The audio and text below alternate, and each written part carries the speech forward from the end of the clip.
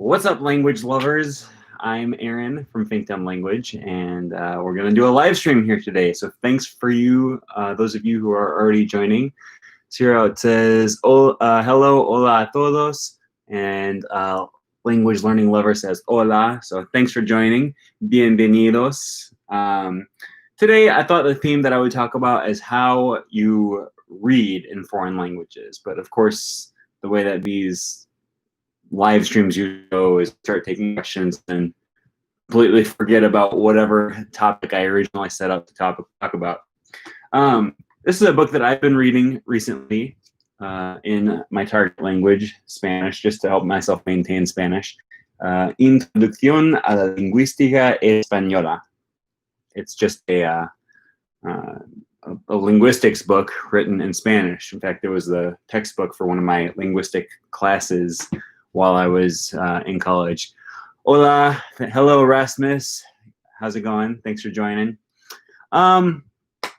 Anyways, yeah, I'm interested to hear back from you guys. So I see right now there's 8 people watching. Seabold, hey, what's up, man? So I'm interested in hearing where you guys are from and what languages you're learning. So if you don't mind, leave me a little comment in the comment section, what language you're learning and where you're from.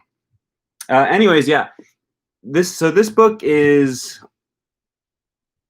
written in Spanish. It's a grammar book. It's a linguistics book, but it's written in Spanish. Silent, it says, morning, also a Wisconsinite here. It's always good to see other Wisconsinites. What part of Wisconsin are you from? Language lover says, soy de Alabama aprendiendo español. We also have Andy from Colombia in learning German. Awesome. It's awesome to see how many people are here learning so many different languages. John is from Virginia learning Japanese. Silent Jaguar says, I'm learning Romanian, Russian, and Portuguese from Stevens Point. Okay, that's not, let's see, Stevens Point. Where is that? Like near Madison? Am I imagining that, or is that correct? Okay, Rasmus says, I'm learning Danish and from learning Danish and Icelandic. Cool. We have a wide variety of language learners here. Spanish, French, and Arabic. Awesome. Anyways, for those of you who are learning Spanish, this is an interesting book. It was my textbook in linguistics class, in one of my Spanish linguistics classes in college. Yeah, it's cool. It's written in Spanish, so I'm getting some comprehensible input as I'm reading about something that's inherently interesting to me, which is linguistics. Basic book. It talks about like syntax trees and basic linguistics. It doesn't go too in depth, but yeah, you know, I enjoy reading grammar books because I am inherently interested in grammar, in linguistics, in language, which is also partially why I read books like this, learning French from Spanish and Spanish from French. I talked about this book a little bit in my live stream last week. But this book is written in English, okay? It talks about grammar aspects and it talks about linguistics, but the language of the book is English. I really enjoy reading about grammar in the foreign language because then I feel like I'm at least practicing and getting some comprehensible input while I'm also learning factual things about the language. And to me, it is more important to get input from the language rather than studying the grammar. Okay, but with books like this, you get both, so it's win-win. All right, we have Stevens Point is 2 hours north of Madison. Gotcha. Venus Moscare says, hola from the Philippines. Okay, so Venus Moscare. No hablo español, pero estoy aprendiendo. Tú eres bonito. Gracias. Okay, Easy English with says, hello. Please, can you send me the book, The Art of Language? I can't find it here, and I don't have any money in PayPal. I'm from Morocco. I watched all your videos. God will help, please. Sorry, I don't send books to foreign countries, but are you talking about? Let's see, the art language invention. Let's see, where is that? I have it up here somewhere, or maybe downstairs. I guess they don't have it up here. That's a really good book. It's written by David Peterson, and it's David Peterson is the guy who invented the language of the Dothraki language in Game of Thrones and the High Valyrian language. So he is a really interesting guy. He's a linguist who created the languages for these television shows to kind of reflect what real languages are like. It's a very interesting book. Nessie says, I was born and raised in Wisconsin, lived in Stevens Point for 10 years. Wow, so that's 2 people we got from Stevens Point here. Small world. Easy English says, I mean an ebook. I don't have an ebook. I only have a physical copy of it. And I don't think that's legal anyways. So yeah, I'm interested in hearing how you guys read books in your foreign language, in your target language. Banana Tree says, Toki.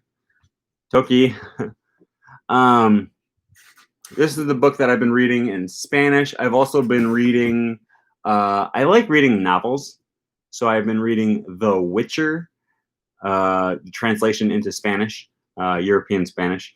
And I've been reading that on Link. I do have an ebook of that. Link is really useful. I know I talk about this all the time. Just makes it so much easier to read books because whenever you run into a word in Spanish or in whatever language you're learning, like I'm fluent in Spanish. I can speak Spanish. You know, I can speak Spanish all day long. Every once in a while, I run into a word in Spanish that either I'm not super familiar with, like maybe I've seen it before, but I just want to like make sure I'm remembering it correctly. Like encorvada means hunched over, apparently. I didn't know that word. Like I speak Spanish fluently, but you can't blame me for not knowing encorvada. I'm not sure why I had that word highlighted. Increíblemente. Encogida, I didn't know that word. Desgarbada means awkward, ungainly, gawky. But you know, I know pretty much all the words in here, other than just 1 or 2 few words that, yeah, I could figure it out from context, or you know, I could just skip over it and it wouldn't really be that important. But hey, I'm learning new words that way. I'm reading Mandarin Companion Graded Readers imported into Link. Yeah, that's a good way. That's how you do it. James Alfonse, hi, hola, bienvenido a mi canal. I'm sorry, I don't. What is that? Rama. I don't read Russian. Mi intensas lerni la Suailon. Suailon. I don't know how. Suailan. Pone. Mi felices. Language learning lover says, I read children's books with the Elefante y Cerdita books by Mo Willems. I also read the Bible because I know it well enough that I can understand the stories without having the translation. Yeah, that's a really good point. Reading stories that you're already familiar with and you know the content already, and you're just reading new words in your target language. For example, let's see, what do I have up here?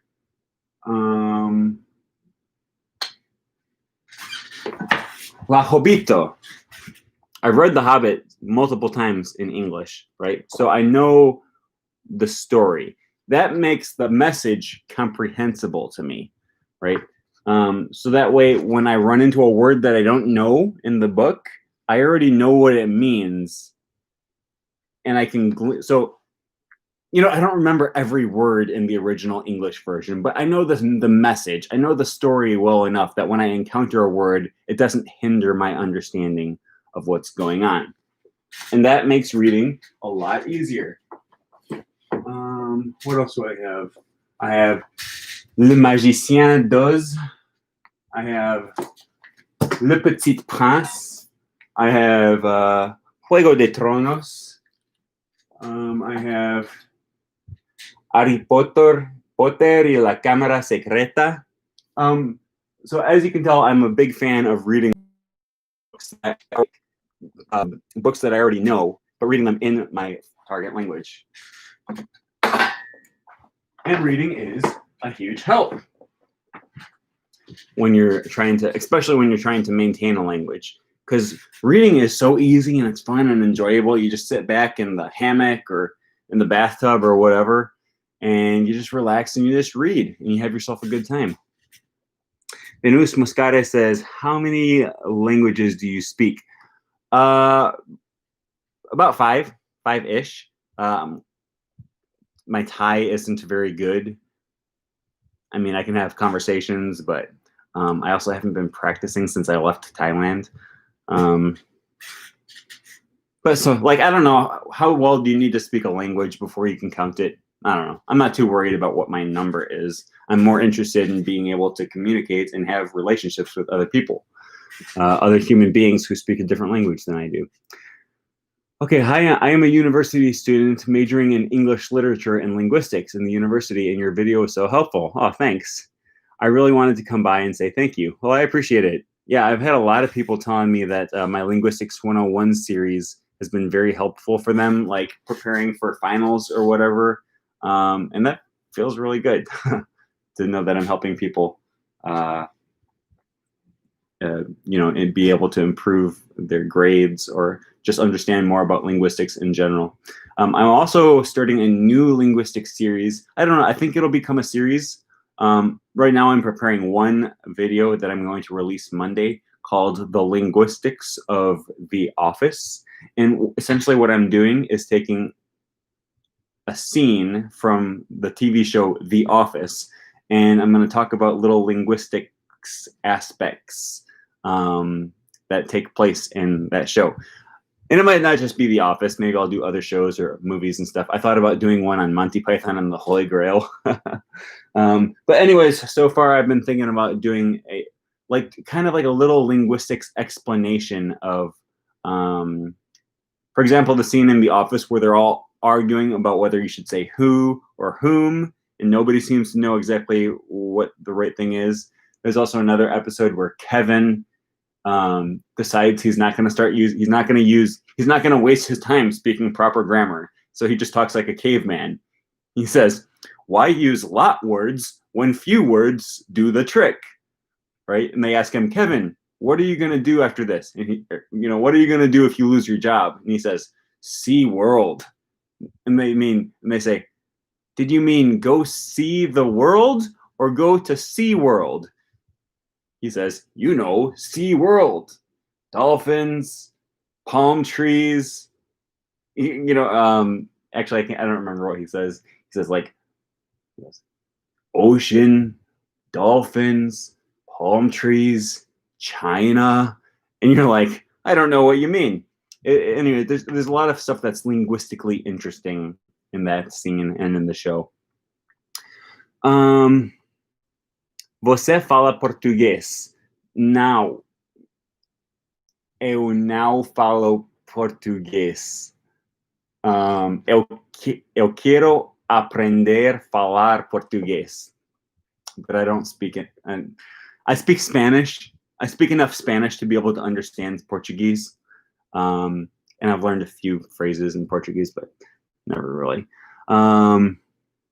Siebold says, I started reading the Bible in Afrikaans. Yeah, that's like I said, that's a really good way to go about doing it.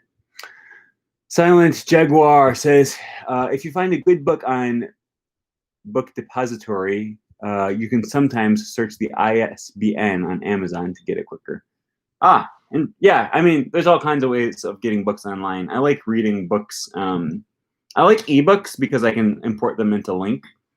It doesn't work that easily with Kindle. I think there's some illegal ways to get around their protections, but I like to find books on other websites where I can just get an EPUB version of it. Where do you buy your books? Like I just said, either I'll buy a physical copy of the book on Amazon or eBay, or I'll do a Google search for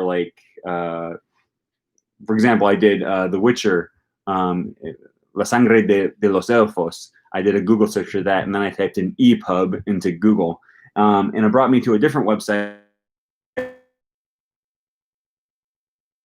which is you can easily upload that into Link. I know there's a way to get around it and do it with Kindle files, but I'm not super tech savvy with that kind of stuff. So I just buy it from less common. I buy my EPUBs from less common publishers. Or less common, I don't know what you would call Amazon distributors or something. Okay, Brad Day says, hey man, do you think it's important to understand 100% of what you read, or is it sufficient to understand 50% of what you're reading? No, it's not important to understand 100% of what you read. In fact, if you understand 100% of what you read, then you're not learning anything, or at least you're not learning much. I'd say you should understand about 90 to 98% of what you read. You want to be able to understand, like, no, it depends though, right? If you're doing extensive reading, like when I'm reading Game of Thrones, I want to understand pretty much everything that's going on in the book. Okay, if you buy my ebook, The Little Dragon, if let's say you're a brand new beginner, maybe you don't understand more than a quarter of the words, but that's okay because it's, you know, it takes 10. It's a 200-word story, okay. And obviously, well, so in my ebook, there's 3 sections, right? There's beginner, intermediate, and upper intermediate, right?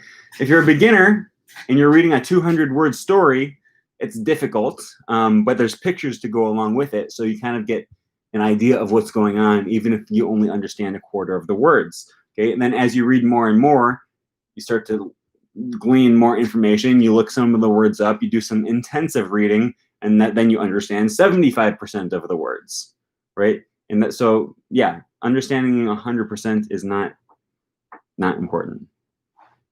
Nessie says, I'm doing the 30-day record yourself challenge. Right now is day 11. Awesome.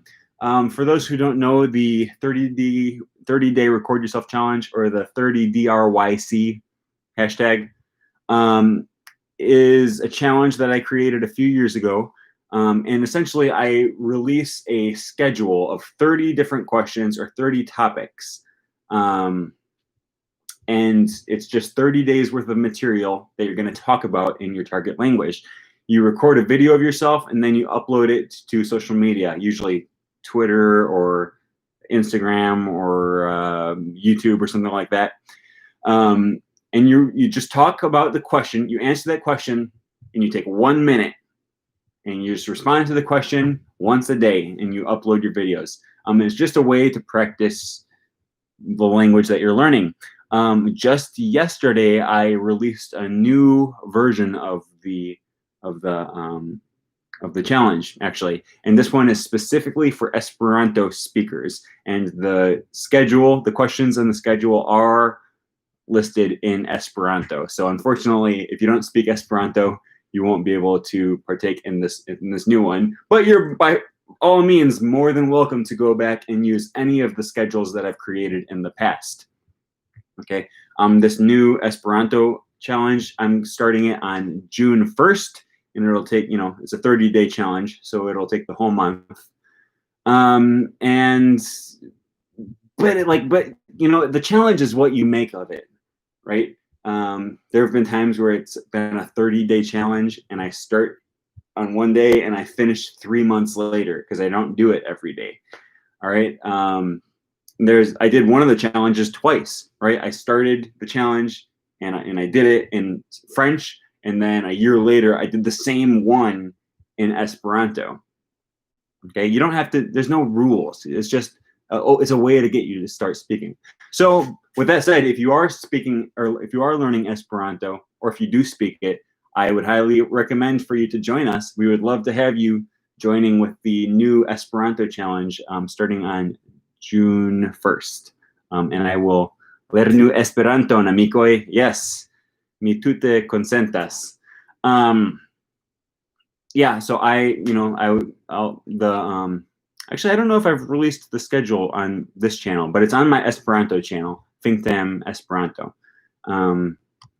And yeah, so I would love for people to join if you are so inclined. What languages do you speak? English, French, Spanish, and a little Pona. Okay. Mi havas libron de Jules Verne circa la mondo du okdek tagoj en Esperanto. Tengo libro de Miguel Cervantes, Don Quixote en español, and Harry Potter and the Philosopher's Stone. Great. Yeah, I recently was reading a book by Jules Verne in French. Cinq Semaines en Ballon, I think. I started it and I never finished it because I downloaded a Goosebumps book onto Link and I started reading that instead. Oh, Toki e Toki Pona, please. Mi Toki, mi ken ala Toki e Toki Pona. Okay, thank you for the help, bro. Much appreciated. Or for the reply. Yeah, no problem. I'm glad. You know, that's what I do these live streams for, so that I can reply to people's conversation. All right, mi wile e ni kin tempo esun pinimute la Toki Pona sina li pona lili. So you want my Toki Pona to get a little bit better? Pona lili li pona. Mi wile sona e ni Toki Pona sina pi tempo pini la Toki Pona sina pi tempo ni pona anusame. Sorry, I didn't get that. My Toki Pona is not up to par with that question. Okay. If you have the .mobi Kindle ebook file, you can use the software Calibre to convert to EPUB if you're looking to import into Link. Yeah, I know you can do that. I don't know. I skip a step and I just buy the EPUB straight from some other publisher if I can find it. Unu bovino muchas mu. Du bovino muchas mu mu. Have you seen my, I did a ukulele cover of that on my Esperanto channel. Saluton, Samediano. Mi amas via chemiso. Oh, dankon. He loves my shirt. My mom got this for me, actually. And it's kind of ironic because, I don't know, we have a pool, and I'm pretty sure my mom would not, mom would not like it if I peed in there. Okay, he says, ne. Forgesu. Don't forget what? La accusativo. Ne forgesu la accusativo. I knew that was coming. Okay, that's fine. I was just curious as to if your Toki Pona had gotten better from a few weeks ago, which is when I had watched your streams. Yeah. So the way I've been learning Toki Pona is very slowly. It's not that I don't like Toki Pona, or I find it fascinating. I think Toki Pona is an awesome language, and I really am interested in the language. I just can't bring myself to dedicate the time that would really be necessary to make big improvements in Toki Pona when I have other languages that I just think are more useful, like Spanish. I'm hopefully going to be moving to Montreal in like a year or two, and so I really want to keep my French. Actually, I don't want to maintain French. I really want to improve my French. So, you know, I just have to prioritize other languages right now. I am trying to make slow progress. Like I've been reading my Toki Pona book, Akasi Seli Lili. And honestly, like editing that book. So for those who don't know, I wrote the English version of the book, and then I got Toki Pona translators to translate it into Toki Pona. But then I had to take those and like format that into the book. And even just doing that, like making sure I got all the words on the right page with the right picture, that was a big help to my Toki Pona. And I think that's a big. It says a lot just about how easy it is to learn Toki Pona. Nili ike mute. Are you talking about my shirt? Oh, mi amas vian chemizon. Ah, yes. Nili li ike mute. It's really gross. Wile ala pi kamasona li ike ala. Yan ale li yo e wile. Ni li pona. So,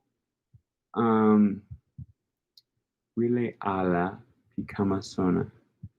I don't know, talking about that it's not gross. No yan misili. Okay, George Elliott says, ¿Qué tal? Soy puertorriqueño y me preguntaba cuál acento del castellano aprendiste. También soy de Massachusetts y me he dado cuenta que tu acento en inglés es diferente al mío. Me encanta. Gracias.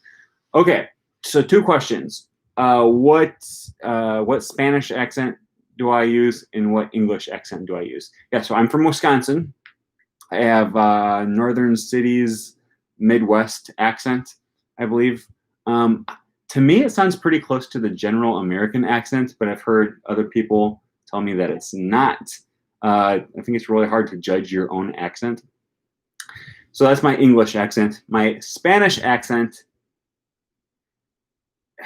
So I started learning Spanish in school. And the schools that I went to, they generally teach you like kind of a politically neutral Latin American accent, like maybe something close to the Colombian accent, or a lot of my teachers had been to Mexico, so maybe that came out through them. But I don't think I really started developing any kind of an accent, because you don't develop an accent when you're just doing conjugation charts for your homework, right? You develop an accent by speaking. And I really started speaking Spanish in El Salvador. That's where I really learned to speak Spanish. So I developed a lot of that, and I started learning a lot of Salvadoran slang and stuff. Like instead of perro, I would say chucho. And I rarely say tú, I say sos or vos, right? Instead of sucio, I would say chuco. I would say like juela. I don't know. Juela is like wow. I would say I can't even remember all the Salvadoran slang that I used to speak. That was about 5 years ago. And then after that, I went to Spain several times, and I had several Spanish professors who were from Spain. And while I was preparing to go on my Camino de Santiago, I like wanted to adjust my Spanish a little bit. And because all of my professors spoke Castilian Spanish, from Spain, I started to pick up that part of that, that accent. So I would say like, well, for example, the C's and Z's I would pronounce differently. I started to say vosotros, or espero que os guste, right? I don't know, I kind of get that little bit of Italian sounding flavor almost. So the Spanish that I speak now is kind of a strange mix of Latin American and European Spanish.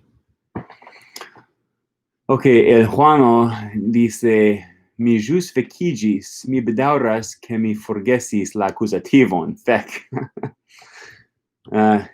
Ni ciui forgesas la accusativon iam. Okay, protege a. I never know, like, it's so funny. When I'm reading people's names on here, I don't always know what language the name is. So I don't usually know what accents to use. So it's like, is this protege a, or is it prodigy a? I don't know. Okay, I'm studying Spanish. Do you use multilingual and or bilingual dictionaries when you're reading a printed book? No, I don't bother with that. If I'm using Link on my iPad, then I will click on words that I don't know, because it gives you a definition right there. There is no way I'm going to be reading a novel and have to stop to look up every word that I don't know, right? One thing that I used to do was, when I was reading, I would like highlight words that I didn't know. Right? Like, and then later on, I would go through the book and look them up. And then a lot of times I would like write down, after reading the book, I would go through and find all the words that I had highlighted and write them down, so that I have a little dictionary for the next time I read Link, and it's just better, in my opinion. Okay, I'm studying Spanish. Okay, Artit says, oh, that sounds like a Thai name. He says, hello, I'm from Thailand. I know that you're reading linguistics right now. My question is, what is your area of interest in the field of linguistics and why? Yeah, so my main area of interest is SLA, second language acquisition, which those of you who have been watching my channel probably have, it's no mystery why I think SLA, or second language acquisition, is of interest to me. Okay, there's different ways that you can look at SLA. A lot of people say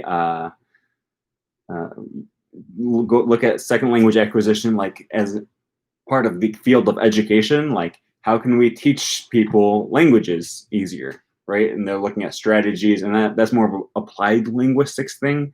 My interest is more in the theoretical and theoretical implications of second language acquisition and empirical. So like I would be it's more psychological almost. You look at the way language exists and how certain constructs get learned, what happens in the second language in the L2 when people are learning a new language. And specifically, I'm interested in the way people develop phonological, morphological, and syntactic structures. Like when you're learning a new language, how do you develop your sense of allophony, right? Like how do you develop an accent in your target language? What morphological, like what prefixes and suffixes are most easily learned by speakers of a certain language? That kind of thing. Good question. Thanks for that. Okay, so several days ago, he published a new video about la lingua de planeta. It's an auxiliary international language like Esperanto, but Esperanto uses only European. I've heard of that. I mean, that sounds great, but honestly, no auxiliary language is as widely spoken and recognized as Esperanto. A Campos dice, hola, tus videos son excelentes. I'm fluent in English and Spanish. I'm learning Hebrew. I'm a native from El Salvador.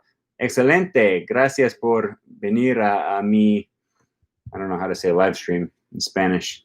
Mi recta senda. It's Esperanto.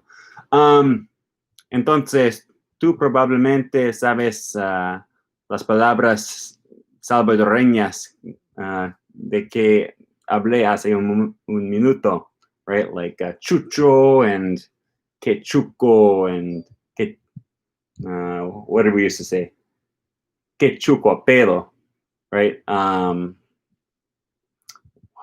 What are some of the other words we used to use? Huela, I remember that one. And there's all those Salvadoran slang words that I've forgotten because it was a few years ago since I lived there. Okay. The most important language in the world, including Arabic, Chinese, Hindi, Indonesian, Russian, Farsi, Japanese, not only languages like French, German, English, and Spanish. Yeah, that's true, but I mean, for me, Spanish is way more useful than Farsi, right? How often do I ever run into a native Farsi speaker who doesn't speak English? It happens quite a bit with Spanish speakers here in America. So I think it depends more on where you live, on which language is important. Hi, greetings from Colombia. Hola, gracias, bienvenido. What do you think about such projects? And I don't care. People, I mean, if you want to start a new language, create a new conlang, I think that's great. Yeah, it's fun. It's a good time. I don't have much of a strong opinion on those, but if that's what people like to do, then sure. But I don't have any strong desire to learn those kind of conlangs. I do really enjoy speaking. You say whether or not you know Mandarin. Do you know Mandarin? No, I don't. Okay. Silence Jaguar says there's this website called fluentcards.com. You can upload your Kindle's vocab files and get the words and sentences it was in. Then it allows you to export the sentences into Anki as flashcards. That's really interesting. I should promote that with my Kindle ebook that I released. I'll have to look into that. Thanks for that. I'm gonna look that up and save that really quick.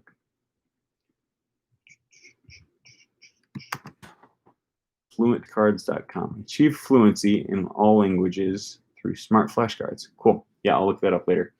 Okay. Okay. Live stream podría ser mi en vivo stream.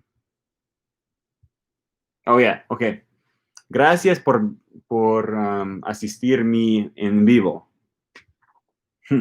Gracias por venir a mi en vivo. Ok. O la transmisión en directo. Bueno, gracias. Ok. Cavu parolis la ido. No. Ne.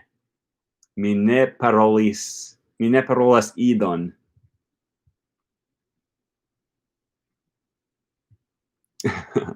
Okay. Ido estas hacha. Yes, me consentas. All right. I'm following your channel. I know you're learning Thai. How do you find Thai difficult to learn? So Thai for me is difficult because I like reading. And man, the alphabet was just murderously difficult to learn.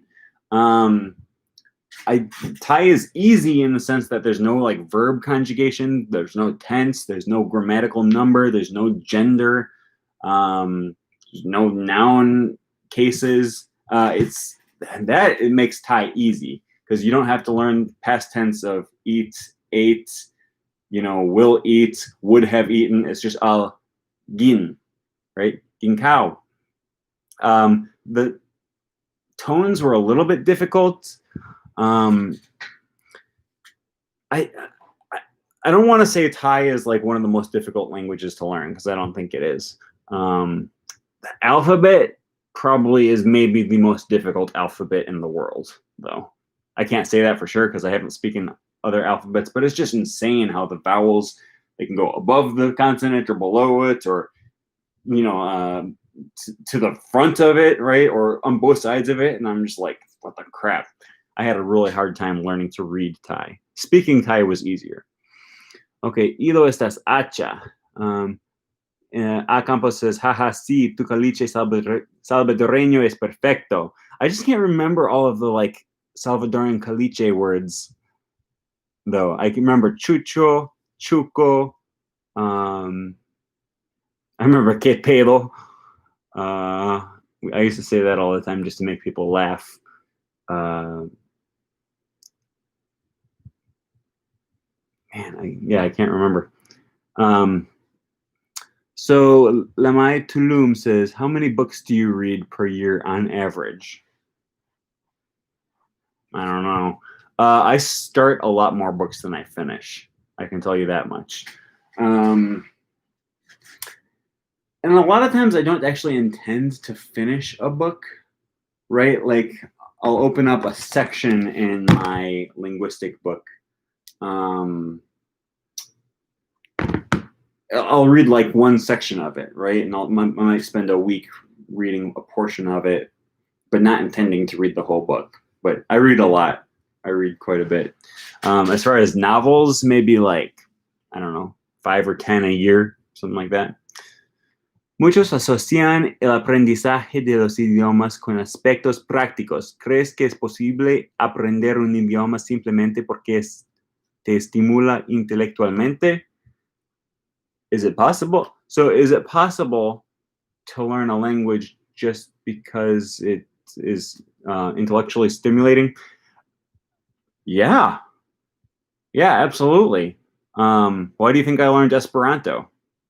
It's not because I was afraid that someday I might run into an Esperanto speaker who doesn't speak English and has no other way of communicating with me. It's not practical for me to learn Esperanto. It's fun to ever learn a language other than English, right? Or at least Americans. You can almost always get by able to speak English, practically speaking. There's some exceptions, like I mean, for the vast majority of us, though, even if we're traveling out of the country, you'll be able to get by and survive just fine with only English. So it's not practical. There's no practical reason we need to learn other languages. It's fun. It's enjoyable. It is intellectually stimulating. It's good for your brain. It's a pastime, it's a hobby, and it's very rewarding to be able to interact with people from other cultures. But no, there's no need to do it. It's not an essential part of my life. Ok, ahora estoy preocupando por el bielorruso. Este idioma está en peligro. Traduzco los artículos y hacemos actuación de voz de filmes y videos. ¿Qué tú piensas sobre el activismo lingüístico? So, I don't know anything about saving Belarusian, or I don't know how you say that word, Belarusian or Belarusian. I assume it's Belarusian. But I know a lot of people are very concerned, like, for example, about the Irish language, which is in danger of extinction, or at least it was. And there's been a moderately successful revival effort, I think. A lot of Native American languages are in danger of becoming extinct because people stop speaking them.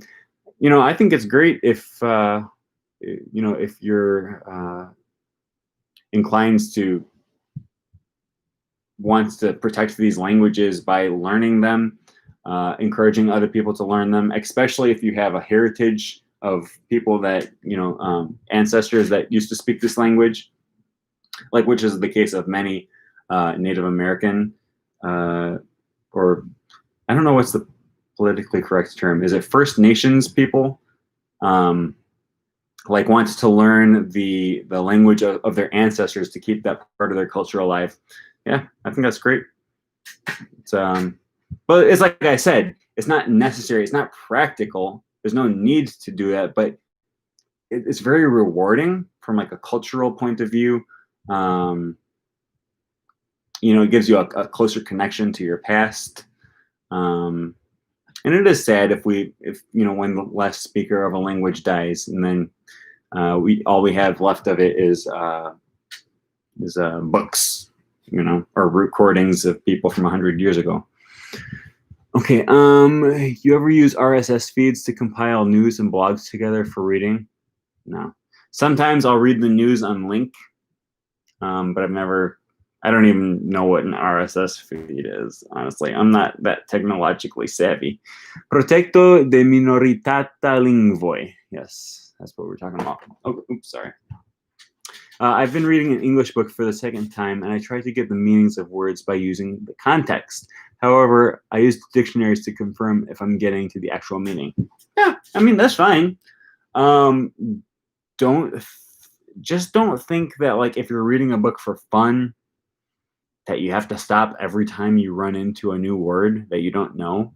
Like, that can really kill your flow. And then you have to stop and go back a few paragraphs because you forgot what you had just been reading, you know. It's much more enjoyable just to skip over those words, in my opinion, unless it's all the time. Are you gifted in languages? Your language skill in different language is really amazing. I'd like to follow your footsteps. Am I gifted in languages?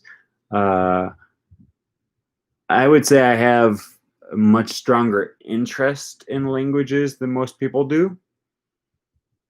I would say I care more about languages and, like, try to learn languages harder than most people do. I put in more effort, at least more than most Americans. I can say. I don't think that means I'm gifted in learning them. Learning a language is hard. I don't just pick up a book and learn to speak a language. It takes a lot of effort, right? It took me forever to learn Spanish. I mean, I would say I was actually really slow at learning. I don't even know what that phrase could mean.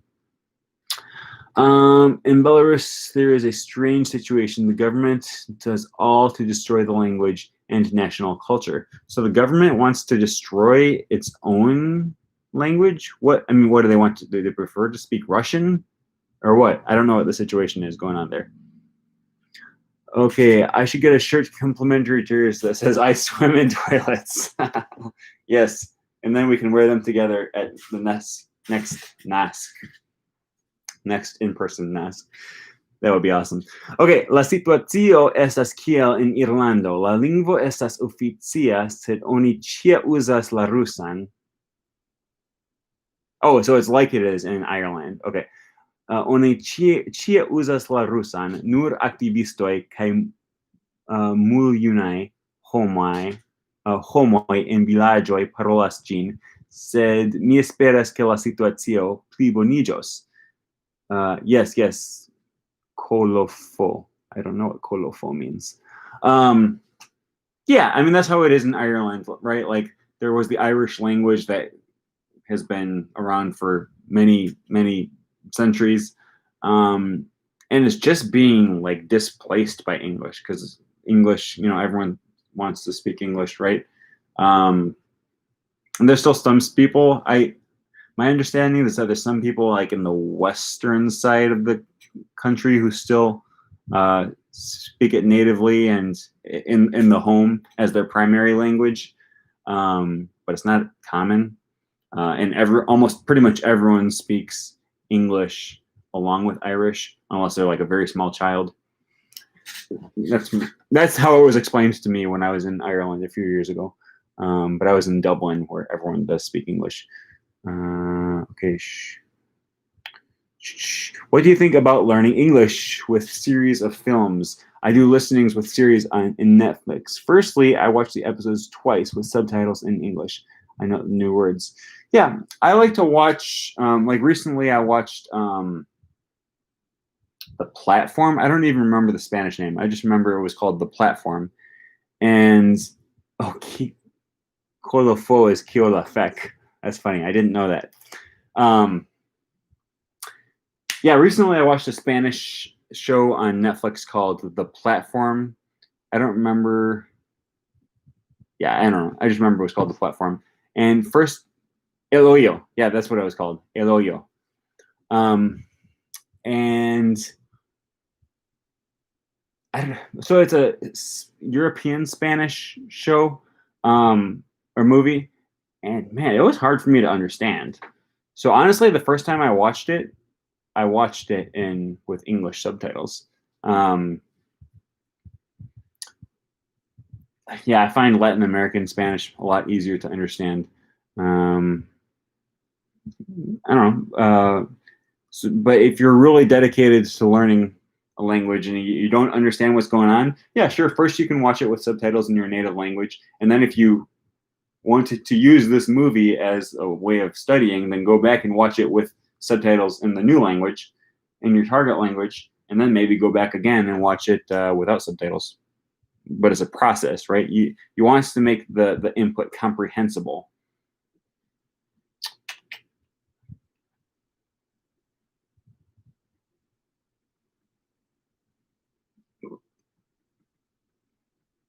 Oops. Okay. Eloyo. Echo shanjo chujaude. What is just like a word that means that has all of the hats in Esperanto. La litero ho estas tre stranga, mi ne comprenas kial Zamenhof aldonis ĝin. Yeah, I don't know. Okay, George Eliot says, creo que hay muchas personas que creen que si uno aprende el castellano, tiene que aprenderlo de un país en particular. Me entran ganas de decirles que a pesar de sus diferencias, es el mismo idioma. Y nos entendemos entre nosotros. ¿Qué piensas? Yeah, well, it's like I said, I learned Spanish in El Salvador. Well, the question is, when you're learning, lots of people think that when you're learning Spanish, you have to learn Spanish of a certain country, and that's not my experience. I learned a lot of United States Spanish, honestly, at first. Then I moved to El Salvador. I learned a lot of Salvadoran caliche words, and the accent there, and that kind of thing. I've been to a bunch of other Spanish-speaking countries, Colombia, Ecuador, Uruguay. When I was in Uruguay, I tried to speak with a Uruguayo accent, or Uruguayo, right? Con acento Uruguayo. And it was so weird. This little boy, I remember this little boy came up to me, and I don't remember what he was saying, but he said something about caballo, and I was like, "What the heck is a caballo? I don't know this word." Yeah, he was talking about a horse, caballo. En la calle, caballo en la calle, right? Then I had a lot of Spanish professors, like Spanish heritage, like European Spanish professors when I was in college, and spent several months in Spain. So my Spanish is like a bastard of all the different accents that you could possibly have. Cuando tú lees el español, suenas como castellano. Yeah, that's probably a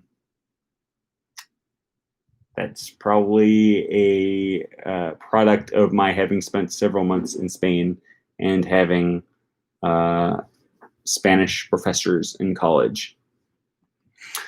Oh, I just released a oh, this is fun. Today I released about a year ago I recorded a song that I wrote in Esperanto. And I just released it on my Esperanto channel today. It has 13 views by now. It's called Canoe.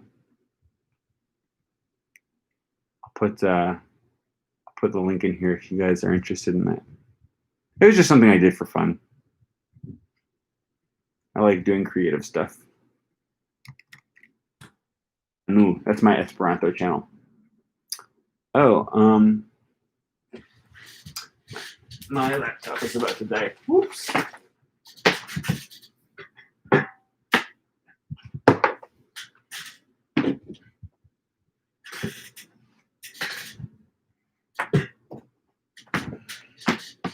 Okay. Cool. Well, yeah, I don't know. I was planning on talking about reading today, and we did talk a lot about reading. I don't know. If you guys have other things you want to talk about, I'm here to hang out. I'm just chilling. Ik leer Nederlands. So I understood 2 words in that sentence. I don't speak Dutch, so I don't know what the middle word means. Es algo bueno, no te preocupes. Gracias. Yeah, I mean, honestly, okay, here was part of the reason, honestly, why I wanted to learn a little bit of like a Castilian accent of like European Spanish. So I had in my mind that if I go to Spain and I start to acquire sort of a European Spanish accent, then when I'm in Mexico or El Salvador or Colombia and they hear that I have an accent, they won't immediately jump to, oh, he's a gringo. They might think, oh, he's from Spain. Like he has an accent, but I can clearly tell that his accent is from Spain. You know, and so that was my thought. Like there's no way I can get around having an accent, right? Everyone has an accent. No matter how hard I try, it'll never go away. But I can tweak my accent so that it sounds like I'm just a native speaker from a different country. That was my thought. I don't know if it'll ever work or not, but you know, and I don't think I look particularly Spanish either. So there's that. ¿Quieres decir castellano, James, de todas maneras, ya que el español refiere a los idiomas que vienen de España, sea el gallego, etc. Se dice castellano. Yeah, I've heard different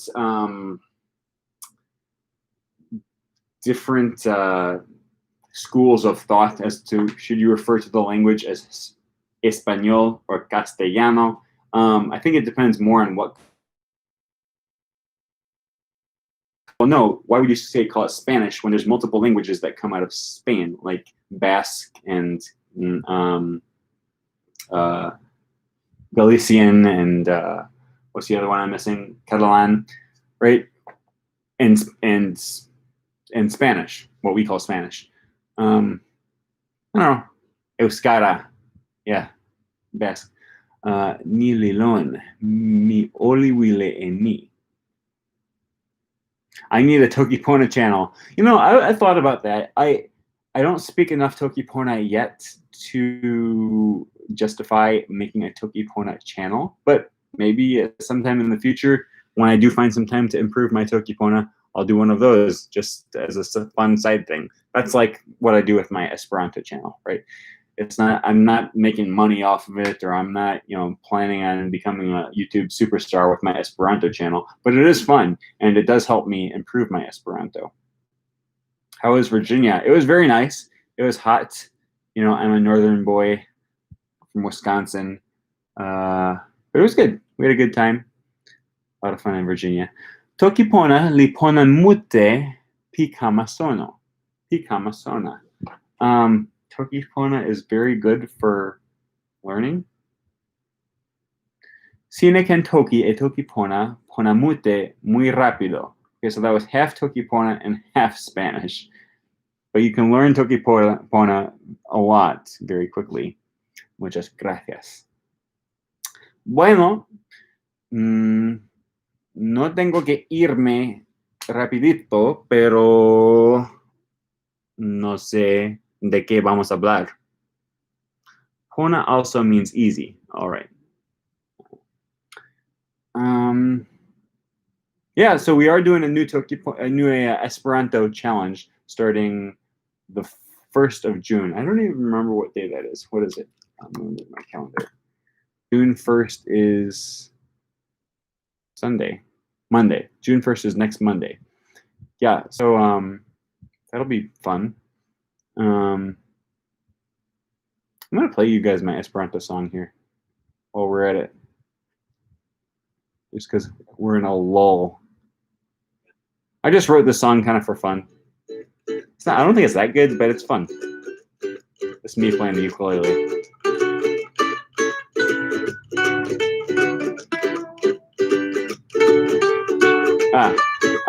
Steve Collins says, were there any countries you planned to visit when you were in Thailand? Can you guys hear this, by the way? Maybe I turn that down.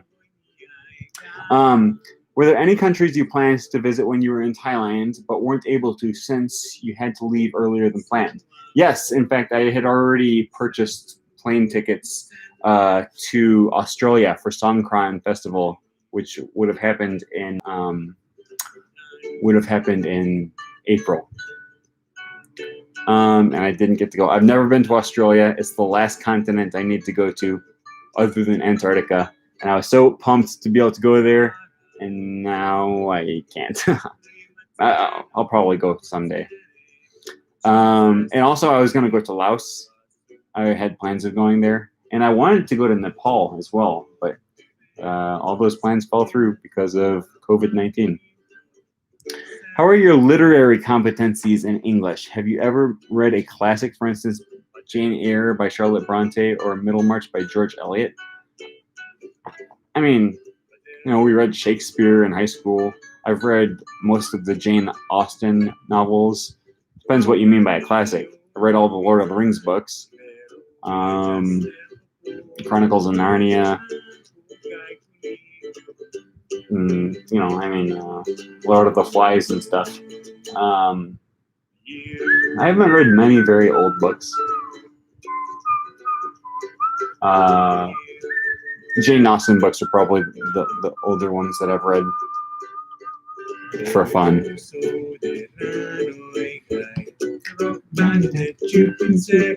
The song is about going kayaking or canoeing down the river. It's one of my favorite things to do. I'm probably going to go do that today, actually. It's a nice day out here in Wisconsin. I don't know if you guys can see. It's beautiful. Probably do that this afternoon. I'm going to do some more work on I'm going to clip from The Office and talk about all the different interesting linguistic things and the things that they say. Okay, those countries are not going anywhere. I'm sure you'll be able to visit them all at some point. Yeah, I would love to. I really like the Texan accent. Can you talk a little bit about different accents across the U.S.? Yeah, I don't know what to say too much about accents.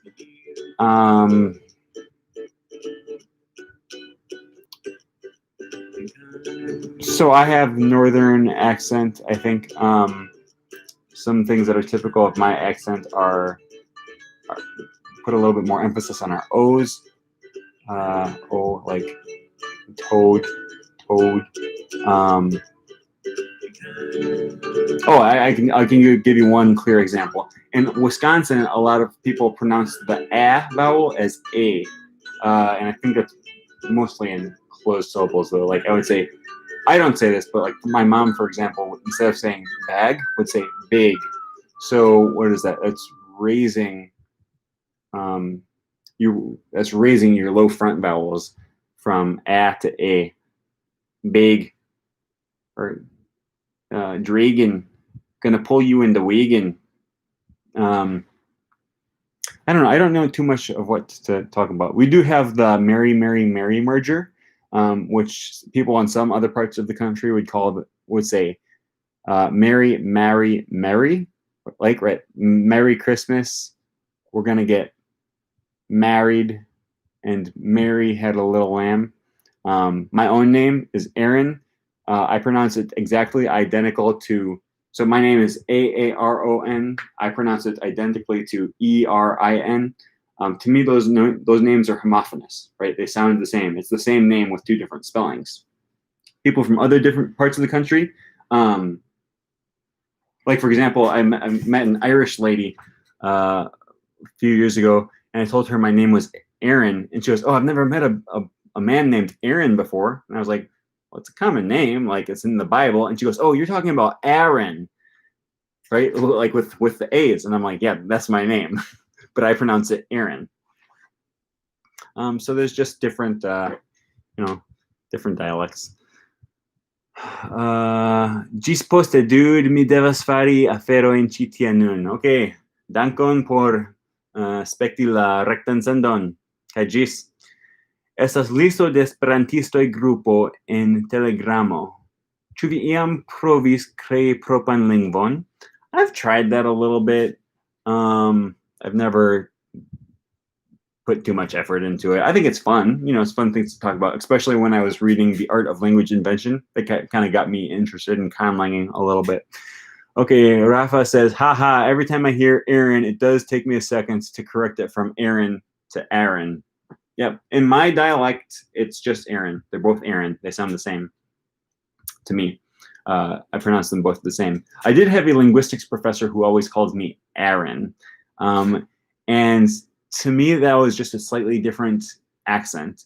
But to him, it was a different phoneme, right? Like the phoneme at the beginning of my name is different from the phoneme at the beginning of the girl name. It's contrastive. Between the two different phonemes contrast, and they contrast in meaning. So we call that a minimal pair that only differs in one speech sound. Are there any linguistics books you'd recommend for lay people? Yeah, so the one that I recommended, I often recommend, it's not even truly a linguistics book. It deals with all kinds of linguistics, and it makes it really easy though, is The Art of Language Invention by David Peterson. And that's the guy that wrote the languages. He invented the languages for Game of Thrones, like Dothraki and High Valyrian. And he talks about all of the linguistics that go into real languages that people don't normally realize. And he talks about how he applied them to creating Dothraki and the other languages for TV shows. That was a really interesting read. The other one that I recommend a lot for beginners is The Study of Language by it doesn't go in depth, but it has a lot of interesting stuff in there if that's the kind of thing you're interested in. Also, you should check out my Linguistics 101 video series. Just type in, honestly, if you just go to YouTube, just go to the YouTube search bar and type in Linguistics 101, it'll be the first search result that comes up. Or even if you just type in linguistics. I'm a little bit proud of that, actually. If you type in linguistics in YouTube, I come up first, and then underneath me is Steven Pinker. I don't know how that happened, but I beat out Steven Pinker in the search results on YouTube for when you type in linguistics. At least that used to be the case. I don't know if it is anymore. Let me test that for a minute. I'll start a incognito tab. Go to YouTube. Type in linguistics. Yep, I'm the first one, and the second one is Steven Pinker. So suck it, Steven Pinker. Just kidding. I like Steven Pinker a lot. I'm also the first search result for Wisconsin accent. If you type that in, I'm not sure how. Okay, it's all a question of generalizations. I am from Massachusetts, and I notice the elderly people speak different from I do. For instance, they enunciate A. Yeah, so there's a big difference in geography. There's also a difference in time. Like, you know, accents change over time. Language change. Language is always changing. There's nothing you can do to stop it. People try to stop it, and they say, no, young people these days, they're speaking incorrectly. Yeah, but so are you. Like, you don't speak the same way that your great-grandparents spoke, and your great-grandparents don't speak the way that Shakespeare used to speak, right? And Shakespeare didn't speak the same way as the Anglo-Saxons who came over from Germany in the Middle Ages, right? And the Proto-Germanic speakers didn't speak the same way as the Proto-Indo-European speakers who lived in Asia, right? Like, languages change, and, you know, if you speak Spanish, you wouldn't say, oh, my Latin is so bad, right? You might say that if you were trying to learn Latin. But it's not the case that Spanish speakers are just speaking corrupted Latin. Spanish is its own language, just like every dialect that we speak today is a valid dialect of the language that you speak. It might not be the dialect that's in power, like the neutral, standard, politically correct dialect, but you know, we speak the way that we speak, and that's the way that our language exists. That's what a language is. They're always changing. They exist in many different forms, and there's not one that's better than the other. The only reason we can see one as better than the other, one version of a language, is if you just say, well, my version of the language is better than your version of the language. And that does happen a lot, unfortunately, but it doesn't really make sense, realistically. Steve Collins says, you should do a video series where you react to non-native English speakers of a given accent and give accent advice. I'd watch that as a non-native speaker to improve my accent. Ah, interesting. I actually did a couple of videos with Kevin Abroad when I was in Paris a few years ago. And it's not quite that, but we did a challenge where people would send in clips of them speaking, and he and I would have to listen to the clip and try to figure out where they were from, just based on the accent. It was pretty fun. That actually is a good idea. A video series where I react to non-native English speakers and give accent advice. Now, I don't really want to give advice per se, but a lot of times you can take something interesting from what they're saying, from their speech, and like say, oh, isn't it interesting how people from this region speak in this way, or people who have this as their native accent would, you know, apply that to English when they speak. So yeah, that could be interesting. I'm not opposed to doing something like that if people are interested in that. By the way, I'm always open to suggestions for videos, because a lot of times I get my best.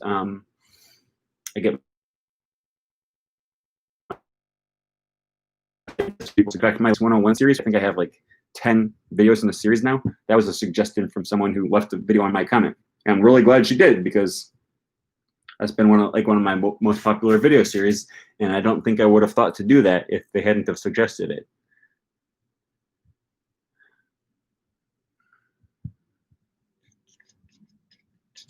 Okay, well, I think I'm gonna end the chat. Okay, I do not think, however, that there is a need for a standard because to conserve an in-between between dialects of English allows the cultural exchange of what would be lost with the divergence of our language. After all, language is meant for communication. Yeah.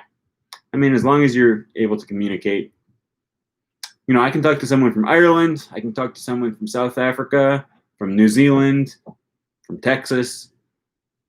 You know, I can talk to someone from Guyana, from, I don't know, India, from the Philippines, right? We all have different versions of English, and we can all understand each other for the most part. Sometimes a dialect diverges so much from the standard that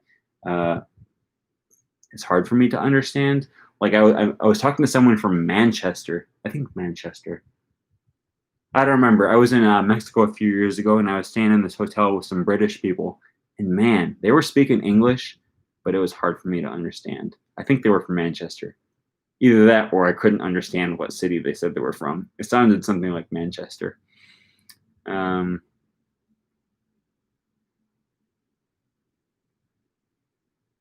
do you feel when Spanish, French, or Japanese speakers use English words when they speak their mother tongues? Don't you think that's a lack of cultural consciousness? No, not at all. They're loan words into a new language. I think that's fine. I don't care. We have loan words in English, right? Like ballet, right? Or queso. Granted, in English, queso means something slightly different from what it means in Spanish. In English, queso is a type of cheese, whereas in Spanish, it's just cheese. Salsa, another example. In English, salsa is a specific type of sauce. But if I hear someone say salsa, I'm not going to be like, hey, we don't use Spanish words in English, right? And, you know, if someone says computadora instead of ordenador in Spanish, I'm not going to be like, hey, you can't say that, or troca, right? The Spanish word for truck is camión. But if you say troca, who cares? I know that comes from English, but whatever. What's the other one? Carpeta. Oh, I've heard of some Spanish speak. There's like a new trend.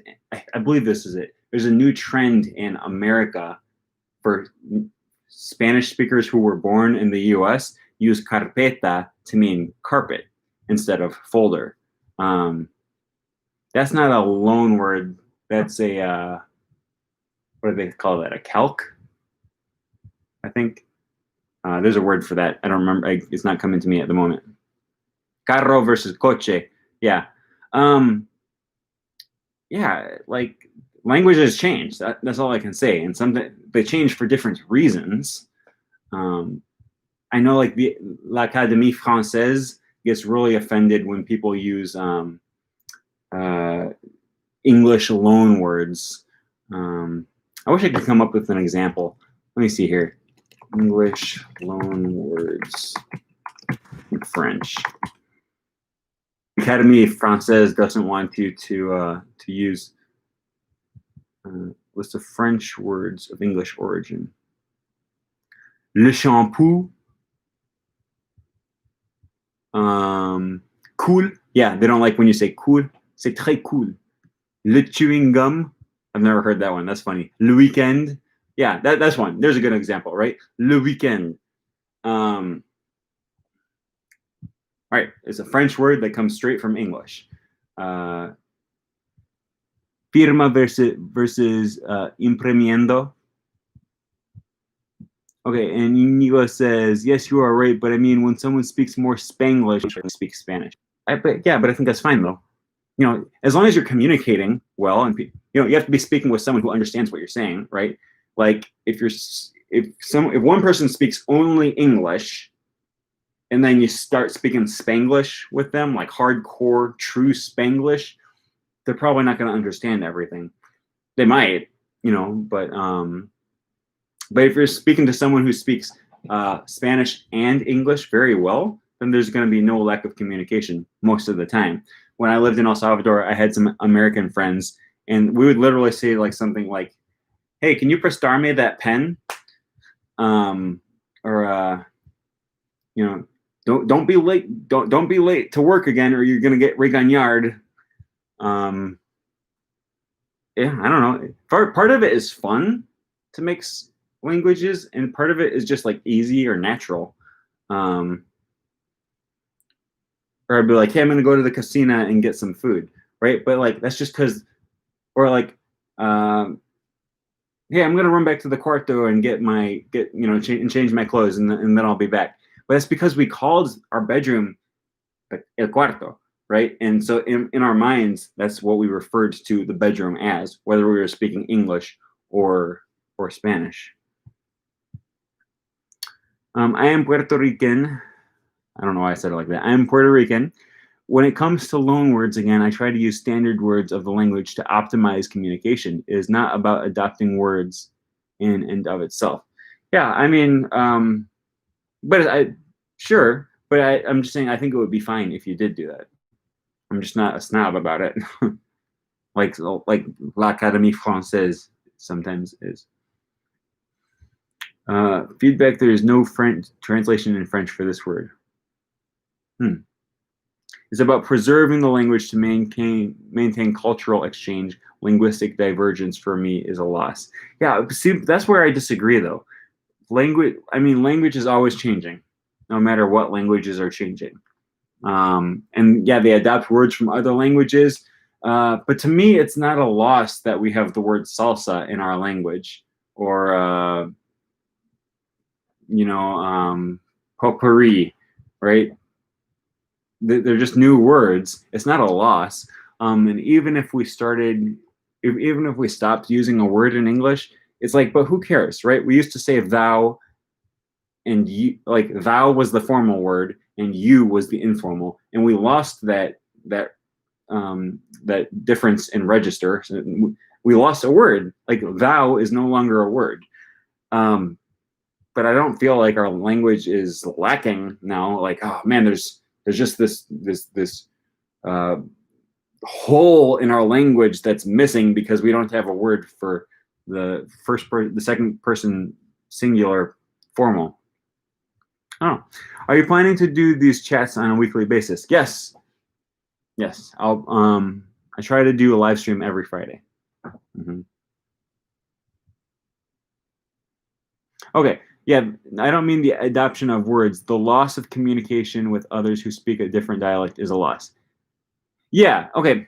I mean, yeah, that makes sense, right? But again, most people who speak a dialect are also able to speak the standard, right? Like most African Americans who speak AAVE, African American Vernacular English, it's not they don't understand. Like they still watch movies and the news in standard English, right? They understand standard English. They can speak standard English most of the time. I mean, that's a little bit of a controversial issue, I guess, now that I think about it. But yeah, that's more akin to being bilingual. But you're right, though. A standard version of the language does help to facilitate communication. As long as you just recognize that whatever standard you choose as the standard of your language is arbitrary, right? Like there's no one version of your language that's just correct and right and superior to all other dialects, right? All right. Well, anyways, I'm going to end it there. Thanks to all who joined and watched and participated in the live stream. I really enjoy hanging out and talking to you guys, and we'll see you guys next week.